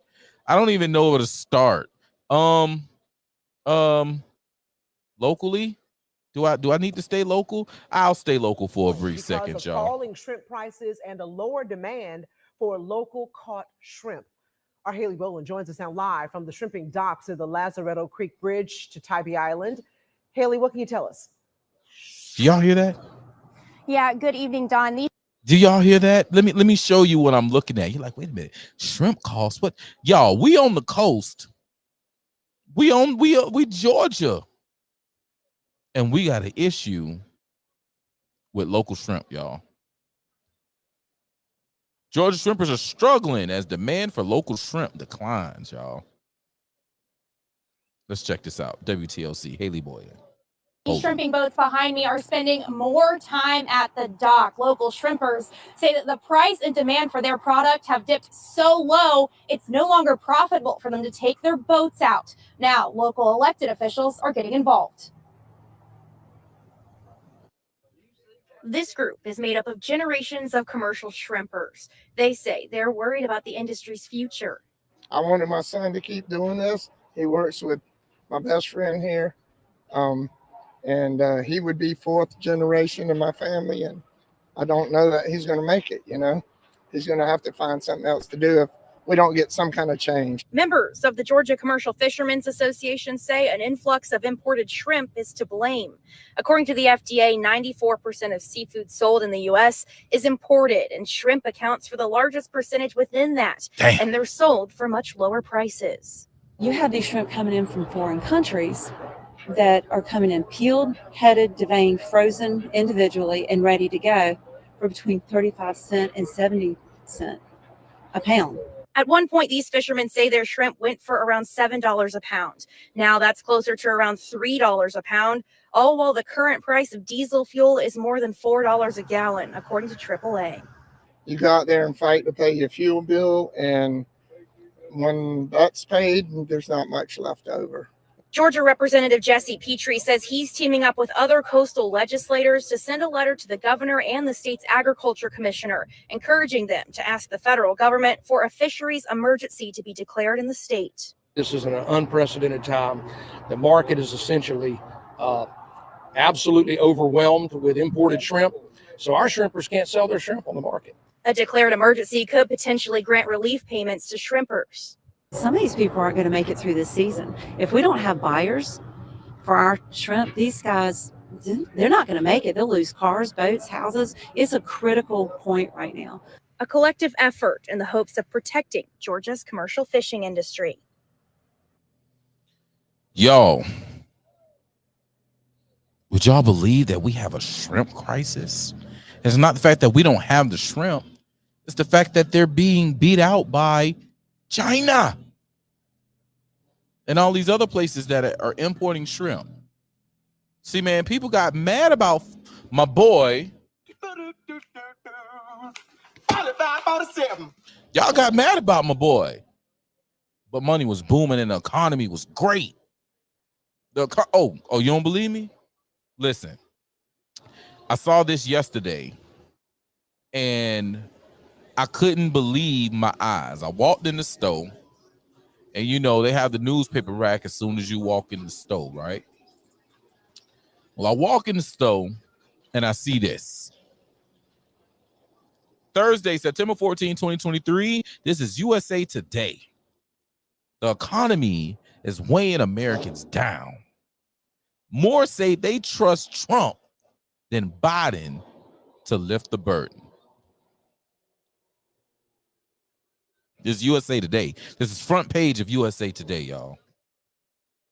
The people have realized that shit was golden under 45, 47. The economy was booming and money was plethora. People was handling business. We need more of that. And you see the people, man, they speaking on it, man. We gonna get more. We gonna get more because I got more people every day telling me, hey, man, we need Trump back. I might not like the way he talked, but, man, the money was moving and the economy was the right way. We need Trump back. You know what? We gonna get Trump back. We gonna get Trump back. It's gonna happen. Let's say drop the link. Drop the link for what that? What you talking about? What you need? What you want the link for? What link you want? Let me know in the comments what link you need. So we gonna get 45, 47 back because things was beautiful. Things was beautiful, y'all. Yeah. What else we got to talk about? Oh man, got a couple of. I got some feel good stories. Nah, man, I don't want you to talk. Be quiet. I didn't ask you to talk. I didn't ask you to run your mouth. Let me do this. All right, y'all. Check this out. This is crazy, but we're here now. There's a lot of things happening up at 1600 Pennsylvania Ave. A lot of things like I don't know. The House ran by McCarthy has officially announced that they're doing an impeachment inquiry. Now, a lot of people are mad because, you know, it's an inquiry. It's not an impeachment. This is a good thing. All the information, see, they ran into the impeachments with the other ones. Now we get to smooth and let folk know everything. They're paying attention now. They're paying attention now. They seeing what's going on with Hunter and these indictments. He got another one. We're going to talk about that in a second. They got you're not going to get the $1 billion. Fire the prosecutor. We got the 10% to the big guy. All of this is happening. And all of it has been slow dripped over years. You remember, it's funny. 2020, October 22nd, 2020. That's my birthday. I never forget it. It was a debate. Trump brought up the fact of the laptop, Hunter's laptop, at the debate. Oh, that's a Russian propaganda. Rah, rah, rah. And now, 3 years later, oh, that wasn't Russian propaganda. The laptop was actually real. Who said it was Russian propaganda? Oh, Anthony Blinken, the current Secretary of State. He got a whole bunch of CIA and FBI and all these other people, intelligence officials, to say, oh, that was Russian propaganda. That laptop isn't real. And then we come to find out that it's real. All of that is catching up to them right now. Impeachments are coming. A lot of people are like, oh, why they wait to now do it? Why they wait to now? Because the regular people had to see what the fuck was going on. People didn't understand it. But now they hear about Hunter in the crack. They seen the Hunter in the crack videos. They see him Linsky. Oh yeah, that 10%. Yeah. Mm-hmm. You seeing gosh, what's the boy's name is Hunter's business partner. His name escapes me right now. God, to be more. I keep wanting to say Hines, but I don't think it's Hines. They dang what that boy name is. Devin Archer. Devin Archer just admitted that all that stuff was real and they were doing stuff and they were using BOUT to make money. It's all out in Front Street now. And now people understand it and they see it. So because they understand it and they see it now we can bring forth this impeachment inquiry. We can bring out all this information, people can see it, and then we can do impeachment. Now, it'll be next year, but I mean, all of this is happening now. I don't know. I'm really scared about 2024, if I'm being completely honest. Something about that year really scares the crap out of me. It's too much going on. Y'all realize that we got a current president that we actually see information on wrongdoing from him. We got the former president who is having all these crazy charges brought up against him.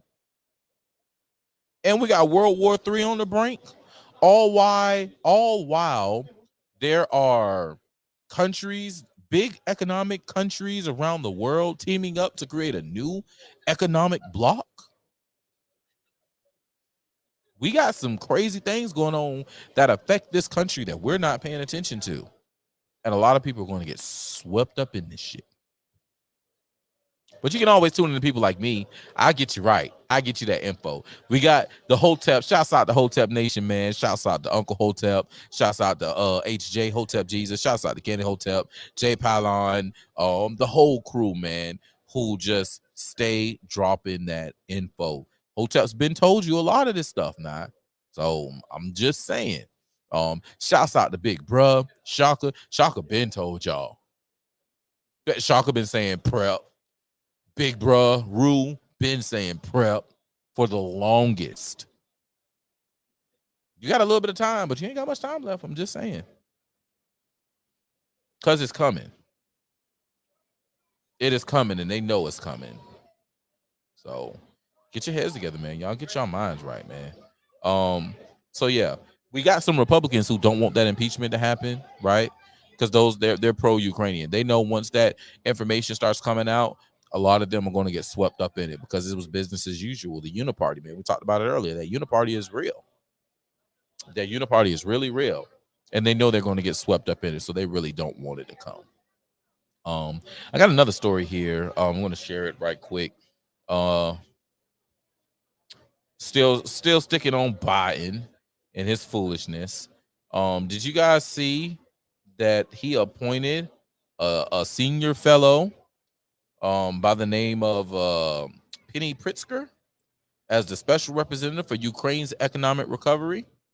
Yeah, Shawty's a billionaire, right? She served as Secretary of Commerce under Barack Obama. Surprise, surprise. Shortly after leaving office, Pritzker was elected to Harvard Corporation, university's highest governing body. Last year, she succeeded the longtime senior fellow William F. Lee from the class of 72 in the corporation's top post. Along with 7 other Harvard affiliates, Pritzker. Oh, wait. Let me skip this. A member of one of the wealthiest families in America, Pritzker has a net worth of $3.3 billion. Her family also traces its roots to Velyky Pritsky, a Ukrainian village located about 1 hour from Kiev.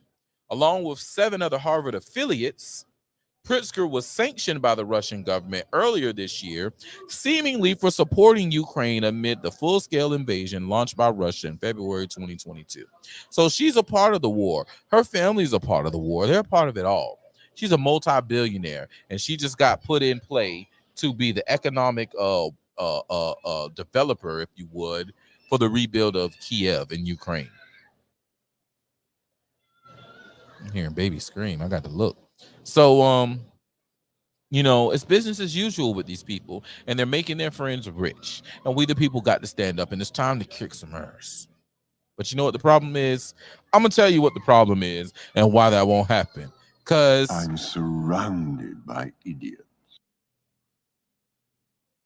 Y'all not going to step up. Y'all ain't going to handle business. Yeah, I see Mitt Romney out of there. Mitt Romney, I'm not going to run again in 2024. Yeah, I bet, because you know it's coming down. You know Trump on the way back in office, and you know that the fight is about to get real. So we bid you adieu, Mitt Romney. All right, guys. What else I had to drop down on you? Oh yeah, let's do this one. Let's do this one, guys.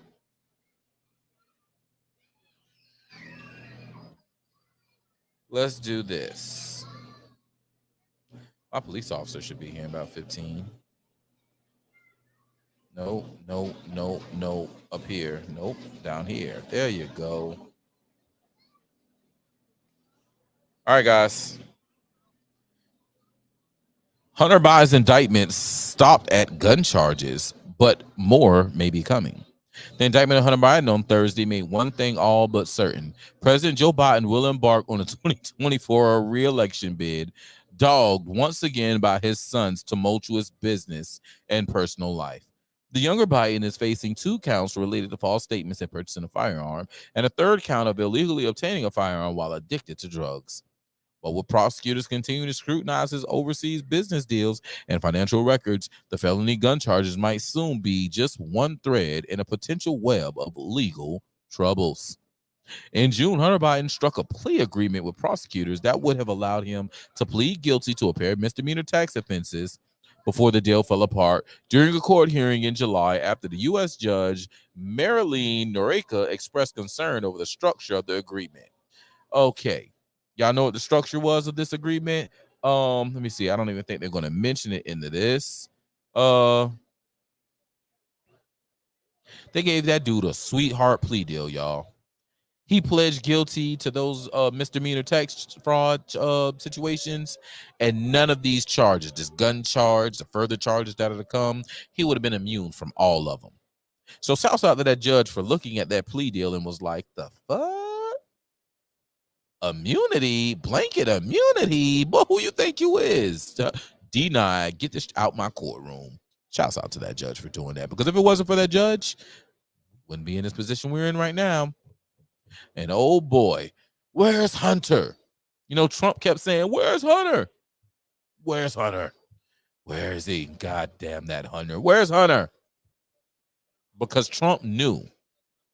You know, I see a lot of people beating up on my dog Trump. Let me say this. Let me say this for Trump. Right? I see a lot of people who feel some type of way about the vaccine. Unfortunately, there are people out here who was not going to feel comfortable unless there was a vaccine available. It just wasn't going to happen. We were going to stay shut down. There was going to be nothing to fight against it. He had to cave into that. And they knew that. They knew that when they came and beat up on him. When it started with the mask. Oh, yeah, we got his ass now. We locked this thing down. We shut this thing down. We get to get the cheat through. We get these people following our every move. And unless we get a vaccine, they're not going to want to come out their houses. I know a lot of people that way. It had to be done. We didn't have to take it. It was just the availability of it. It was just the availability of it that made it okay to open. It was up to them idiots to follow up with the Democrats and all of them talking about getting jabbed. It was on them. But the option, it's the option that helped save this country. Those who took it, I feel for you. Do what you got to do to get detox. It's available. It's detoxification ways to get that up out your system. Do what you got to do.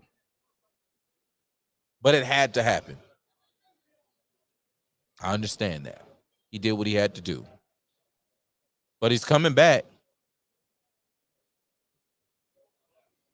It's coming back. And boy, that boomerang, it's going to be the year of the boomerang. You know, a lot of people gave everybody slack if they followed Q.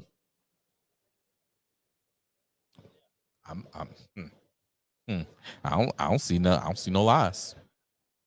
I see some misdirect, but I don't see no lies. People. We're gonna be all right though. All right, y'all.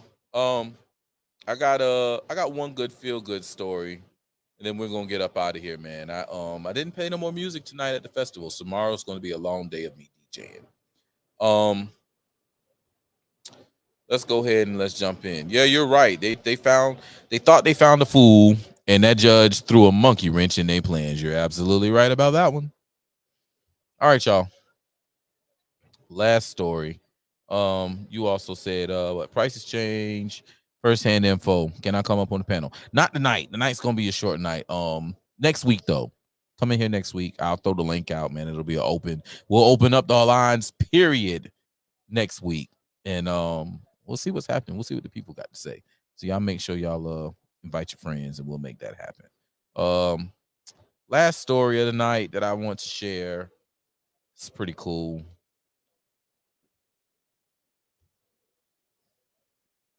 Tuskegee Airmen spoke to the students out at Savannah State University. A legend right here in the hostess city. One of the few Tuskegee Airmen still alive spoke to Savannah State students today about how they too can soar. WTOC's Camille Syed takes us through his journey as a red tail. Lieutenant Colonel Harvey III received his commission as a second lieutenant in the Army Air Corps on October 16, 1944. Decades later, Lieutenant Colonel James Harvey is 100 years old and is one of the 6 Tuskegee Airmen still alive. Harvey tells Savannah State University students making history as the first Black military airman didn't come without discrimination. He says they were told Negro soldiers were, quote, childlike, careless. Despite that, Harvey went on to win the first Top Gun competition in 1949 without the need of the advanced aircrafts his white competitors used. He told the crowd that even though he and his teammates won, that's not how it was recorded in the history books. They put unknown. They knew who won. So they put that in there because they just didn't want to recognize us as being the winner. Regardless, he says Did y'all his hear that? perfectionist Wait a mindset minute. helped him Wait a push minute. through. Listen to that, y'all.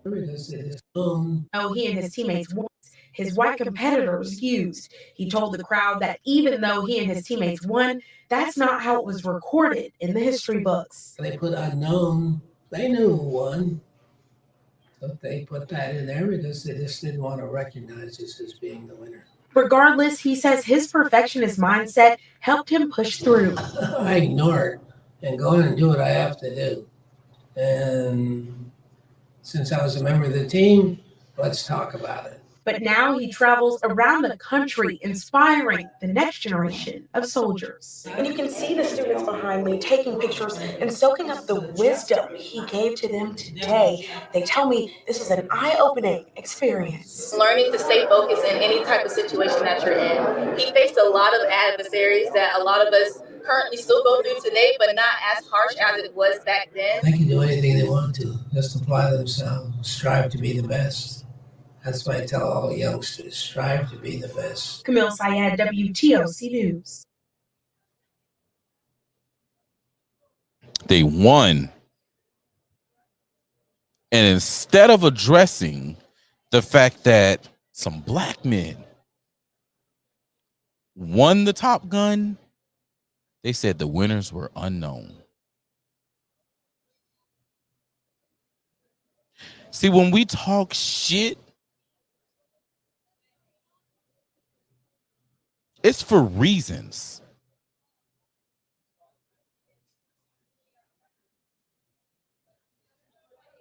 And some folk just, there's no need for you to feel guilty when it's addressed.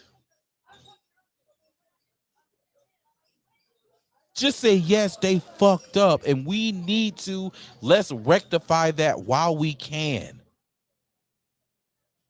Instead of coming up with bullshit ass, well, I don't feel guilty. I didn't do nothing. That wasn't me. Bitch, I don't give a fuck if it was or wasn't you. If we can address the grievance and say that it was wrong and we need to fix it, then we need to do that.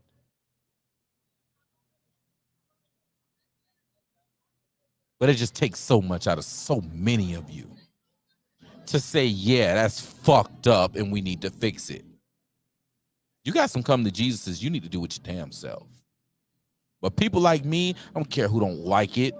I'm going to always address it. I'm going to talk about systemic things that was done in the racial guise, because it was done and it affected people.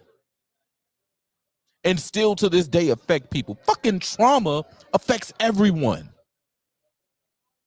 And I'm not going to let anyone get past that. And the first step to reconciliation is addressing what was done wrong, apologizing, and finding where you can move forward. Until you get there, shit can't get done. Anyway, y'all, it's coming up on 10 o'clock. We're going to get ready to get up out of here. I want to say, listen, we got some elections coming up. We got an election up on this coming Tuesday. Special election for District 2, Chatham County Commission, right? Tuesday is the day to vote. Early voting is done as of today. Tuesday is election day, and we're going to find out the winner. Listen, y'all, it's no more time for business as usual, right? You have 4 candidates, okay? You have Gator Rivers, who passed away, so there is no incumbent. That's why there's a special election. We have Melinda Hodge. She was on the board of the election. She was on the Chatham County Election Board. She's the Democrat chosen nominee. That's who they're putting all their weight behind. That says a lot.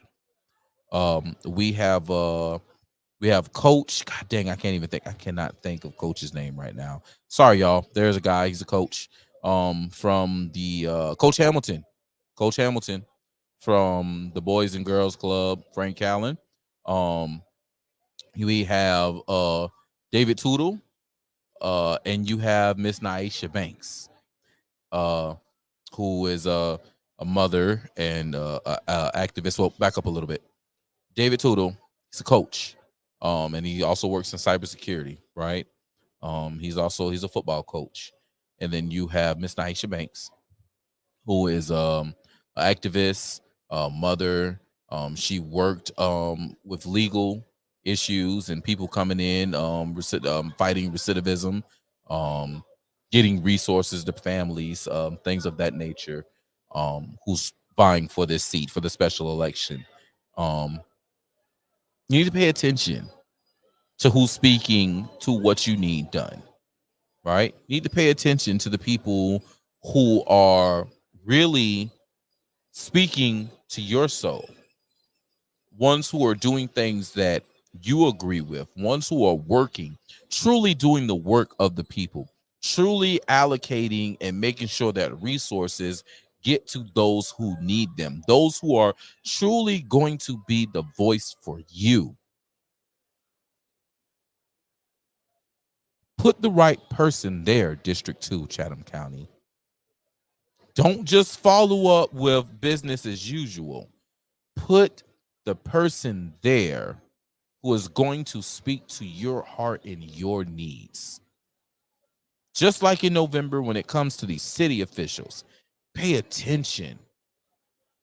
Vote for those who need to be voted for and put there properly to properly handle the business of us. And pay attention to these numbers, because these bastards is going to cheat. They're going to cheat Tuesday and they're going to cheat in November. I'm just saying. I'm just putting the word out there because I know it's going to happen. They too good at doing the cheat thing. They too good at doing the cheat thing. And we have to stop them from doing the cheat thing. If we don't stop them from doing the cheat thing, they just going to cheat like no other. And we can't let them do that, all right? We cannot let them do that. So, guys, it was a pleasure having this Friday Night Flights with y'all. I will see y'all next week on Friday Night Flights. And we'll see what takes place between now and then, y'all. Y'all be good. Y'all stay up. I love you. And you know how we do, man. We got to get out of here with some dope music. Like tonight, in honor of yeah, we'll do this. All right, y'all. I got some music for my brother Smooth. This song is called Buried in My Thoughts. You guys have heard this before a couple times on the show. And if you haven't, well, you're going to hear it tonight for the first time. I hope you guys enjoy it. It's my brother Smooth. It's called Buried in My Thoughts. Let's get it. Yeah. Smooth. Look. It's easy to be yourself in this world, but some folks wanna be others like they ain't got their mothers. They got it bad like Usher. Mama always say your best was enough. In the room might be rough, your mental gotta be tough. And through experience of finding out a word was so true. Don't get caught in the loop, thinking nothing bad's gonna happen to you. Just being a part of being human to do, but you gon' get through. This problem need a powerful person, that's why they sent you. Look, I know you tired of being a bigger person, but it look good on you and it's truthfully the better version. Cause lacking something that you can't afford and it's discouraging, cause you deserving to ride in that car behind the curtains. I know you wake up some days and you smile, others hurting. Pray to God, hands together. Is it all worth it? Yeah, it is. Just be patient, stack your chips in your dip. Just don't become a slave to your chain and your whip. Hope the mental don't get slain and your mind is equipped to handle all of this pain. Then the championship, feeling all of this rain to see the sun when they hit. Now you pop the champagne cause you really did it. Feel good, my boy, it's okay. You can relax now. Let me tell you what you did with the rock. You laid the smack down, yeah. And you don't know how to act now. Made it so far, you ain't never going back now. I'm just buried in my thoughts. Things that I was taught, all the battles I done fought, yeah. Memories I bought, feelings I done caught. I'm just buried in my thoughts. I'm just buried in my thoughts. Things that I was taught, all the battles I done fought, yeah. Memories I bought, feelings I done caught, I'm just buried in my thoughts. Look, my daddy was an inspiration, so growing up I thought I'd just be a reincarnation. But 30 years apart we grew up in a different nation, so our foundation was different, but what he said he meant it. So I listened, but somehow still created my own edition. Had me like 007, had to carry out a mission. Through 8 sets of eyes I was seeing a different vision. Just describing to you about the soil that I was risen in. Always knew my aura was big, was never fitting in. Had to go and get my soul, though it was sitting in sin. All the light was hitting away. I had to look within like a planet needed some space to let the growth begin. Grown man bars is something you gotta deal with. Look up to the stars, we ain't never gotta conceal this. Lifting up the weight with the bars, come make it real quick. Hoping that your reach will go far and that you feel this. I'm just buried in my thoughts. Things that I was taught, all the battles I done fought, yeah. Memories I bought, feelings I done caught, I'm just buried in my thoughts. I'm just buried in my thoughts. Things that I was taught, all the battles I done fought, yeah. Memories I bought, feelings I done caught, I'm just buried in my thoughts.